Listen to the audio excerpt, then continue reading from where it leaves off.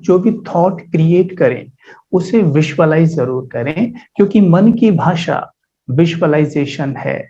अगर मन को आप विजुअलाइज करके नहीं दिखाएंगे तो मन समझ ही नहीं पाएगा कि ये मुझे क्या कमांड दे रहा है ना। जैसे मानिए आप कुछ सुनते हैं, है ना, या पढ़ते हैं, तो सुनते या पढ़ते हुए भी आप फटफट फटफट आपकी बुद्धि विजुअलाइज करती जाती है उस चीज को।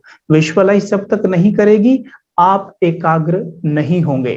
जैसे अभी ये क्लास चल रहा है, आप सुन रहे हैं, अगर इन सीन्स को जो आप सुन रहे हैं इन्हें विजुअलाइज आप नहीं कर रहे हैं कि मैं सवेरे ऐसे ऐसे थॉट क्रिएट कर रहा हूं और ऐसे ऐसे उनको भेज रहा हूं, तो आप एकाग्र नहीं हो पाएंगे। एकाग्रता के लिए कहते हैं ना, जहां मन और बुद्धि एक चीज पर एकाग्र हो जाए। मन का काम है थॉट क्रिएट करना और बुद्धि का काम है तुरंत उसे विजुअलाइज करना।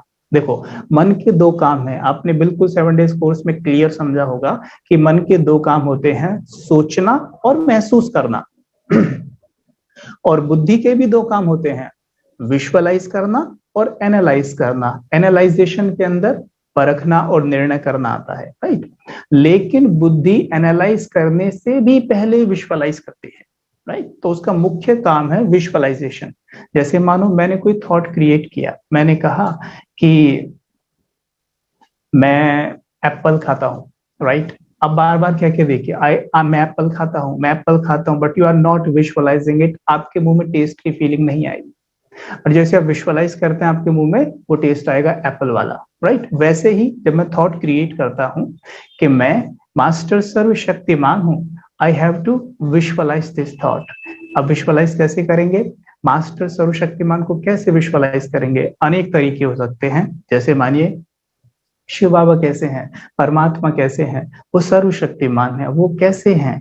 जैसे आज की मुरली में धारणा में है ना, जो भगवान के गुण है उन्हें अपने बनाइए, राइट। तो जैसे एक चित्र है जिसपे परमात्मा के अट्रीब्यूट्स दिखाए गए हैं, है ना। उसमें उनके सारे दिव्य गुण लिखे हुए हैं कि वो शांति के सागर हैं, सत्यचित आनंद है ना, वो त्रिकालदर्शी हैं, वो त्रिनेत्री हैं, मतलब ये सब लिखा हुआ है, राइट।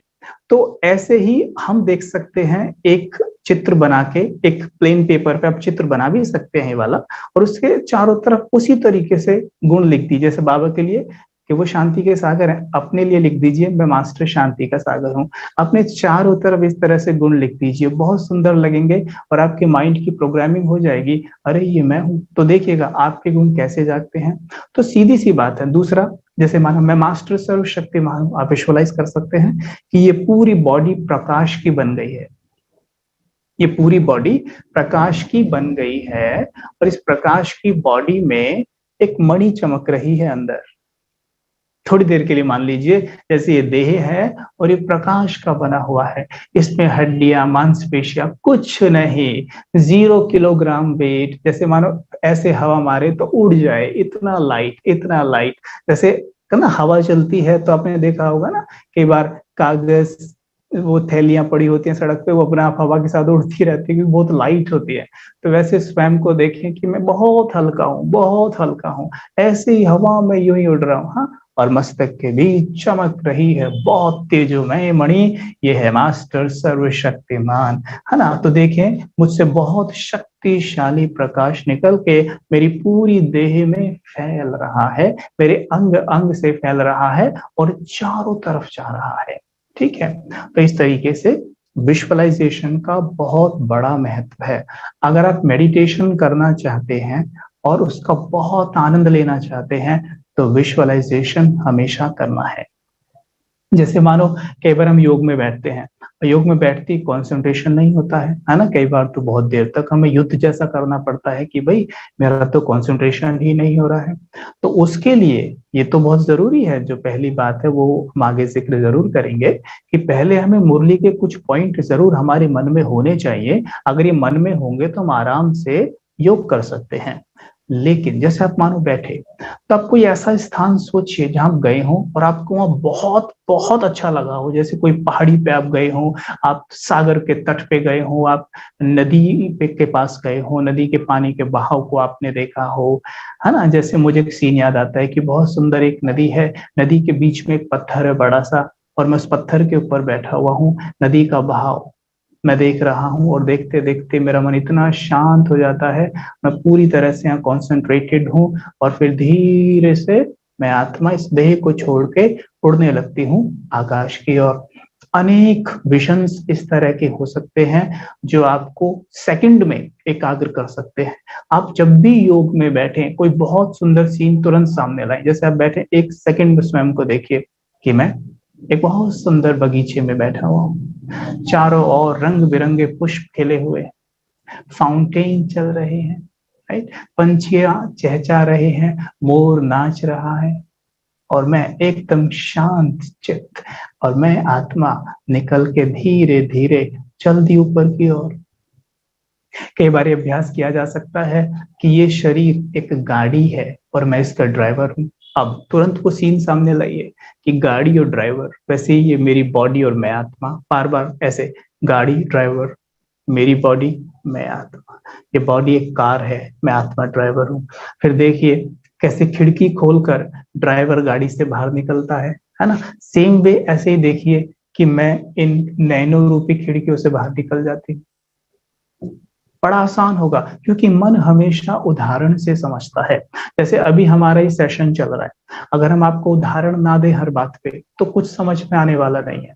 वैसे ही हमारा मन उदाहरण से समझता है। जब भी आप योग करने बैठे तो अपने प्रैक्टिकल में जो चीजें देखी हुई हैं हमेशा उनका उदाहरण सामने लाएं।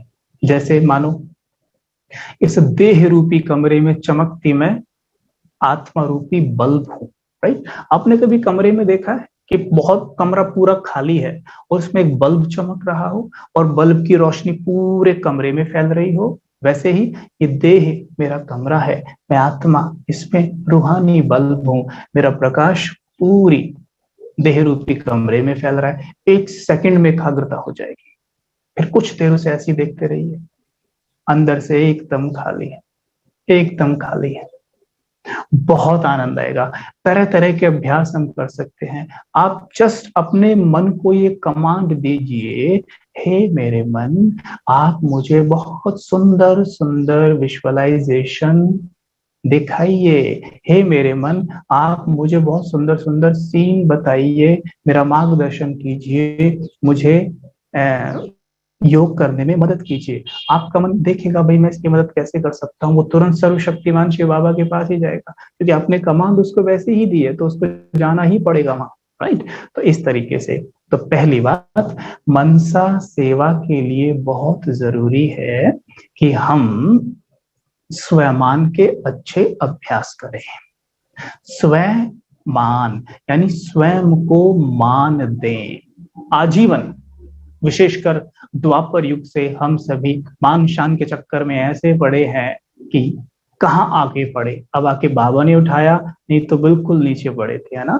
तो मान शान के चक्कर में हम सब कुछ गवा बैठते हैं। जैसे कि उदाहरण दिया जाता है कर्ण का कि उसे दुर्योधन ने थोड़ा सा मान दे दिया, है ना, उसे अंग देश का राजा बना दिया। तो क्या हुआ, वो मान शान पाने के कारण अधर्म पर ही चलने लगा। अपना पूरा जीवन उसने एक अधर्मी को दे दिया और अंत में उसका परिणाम क्या हुआ, जब श्री कृष्ण से कहते हैं कि देखिए अपना धर्म गवाकर, अपना सम्मान गवाकर, अपनी पवित्रता गवाकर, अपने ही अनुज के हाथों मरने के लिए आप सज्ज खड़े हैं। तो ध्यान दे, मान शान के चक्कर में कर्ण मत बन जाना। कर्ण बहुत बड़ा महारथी था, बहुत बड़ा, है ना। अर्जुन से भी उसे श्रेष्ठ माना गया था, श्रेष्ठ धनुर्धर था, लेकिन अर्जुन से कभी जीत नहीं पाया। क्यों? क्योंकि वो अधर्म की ओर से युद्ध कर रहा था। तो ये मान शान, ये सब मांगना, ये सब क्या है, अधर्म पर चलना है। आत्मा का धर्म है स्वयं में रहना, स्वयं को स्वयं ही मान देना, किसी से कभी भी मान मांगना ही नहीं है। बाबा के महावाक्य है, जो बच्चे शान मांगेंगे वो परेशान रहेंगे हमेशा। क्योंकि जो आत्मा दूसरों से सम्मान चाहती है ना, फिर उसे कितना भी सम्मान मिल जाए वो सम्मान पर्याप्त प्रतीत नहीं होता है, वो उसे कम ही लगता रहेगा। इसलिए स्वयं को स्वयं मान देना है।